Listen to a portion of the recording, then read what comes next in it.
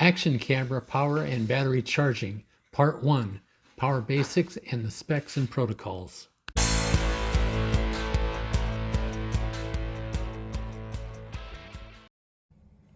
Good day folks, Don here from 3BR Power Sports. We design, build, and sell external power kits and sun shields for action cameras. And customers frequently have questions about how much power their camera needs. Can they damage your camera if they plug it into a high power charger or power bank? Why does it charge your camera battery slowly even though it supposedly has fast charging? And other power related questions. So I'm going to go over the USB power and charging protocols as they're related to action cameras. This is by no means an in-depth review. USB power and battery charging has gotten very complex. The older battery charging spec was 75 pages long, and the current USB power delivery spec is over 600 pages long. And I'm nowhere near being an expert on action camera power and battery consumption. Everything here comes from hours of testing and poring over the specs. And moreover, I'm not affiliated in any way with the big three action camera companies DJI, GoPro, or Insta360. I buy all of my action cameras on the retail market and then have them precision laser scanned for use in my 3D CAD system. And because I don't have knowledge of the charging protocols that the companies use, I only know what I can determine from testing. All right, first off, some power basics. Volts times amps equals watts, and watts is the power that we talk about when we're charging an action camera or your phone or whatever.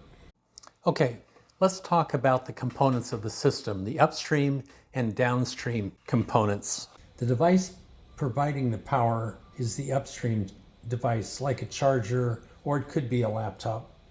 And the device receiving power is the downstream device. That is your camera. So upstream the charger, downstream the camera. It's important to note that the downstream device only draws the power, that's watts, it needs to operate. A high power charger can't overpower and damage a downstream device. That can't be said when we're going the other direction. If a downstream device tries to pull more current, that's amps, than the upstream device can deliver, it can do severe damage to the upstream device. And if you consider that's probably a laptop, it's going to get real expensive real fast. A string of lights is a good example. Say you want to decorate your yard with lights, so you buy a string that draws 5 amps. That's the downstream device. You plug the string into a 15 amp circuit, which is common, and that's the upstream device. The lights will only draw the 5 amps it needs, even though the circuit can provide 15 amps or 3 times that much. But then the holidays come around and you want to decorate your whole house, so you buy 5 more 5 amp strings. If you were to plug all 5 strings that now total 25 amps into that 15 amp circuit, you'll blow the circuit breaker. And if it wasn't for the circuit breaker, you would overheat the wiring and probably burn your house down. And that's the equivalent of overpowering a laptop. Only the laptop doesn't have a circuit breaker, so you do burn it down. Okay, so much for power basics. Let's get into the USB standards and protocols. There are 3 USB standards that affect action camera power and battery charging. The first USB standard was introduced in 1996 as USB 1.0. It combined both communications between devices and the power limits. The last version of this combined standard was USB 2.0 and is limited to 5 volts at 500 milliamps. That's a half an amp. So that equals 2.5 watts max. But that spec was split into 2 parts. The USB communication spec, which carries on through, I think it's version 4 today, and a power and battery charging spec called USB battery and charging, with the last version being BC 1.2. It's still 5 volts, but up to 1.5 amps or 7.5 watts. Now that spec was replaced by the current spec USB power delivery, or USB PD, which has a slew of different power levels, from 18 watts, which is typically what action cameras use, all the way up to a stratospheric 240 watts. So those are the specifications established by the USB Standards Committee, which by the way is officially known as the USB Implementers Forum, or USB-IF. There's also some proprietary fast charging protocols, the most common being Qualcomm Quick Charge and the Huawei Fast Charge. Both are the result of the need for fast battery charging in devices like smartphones.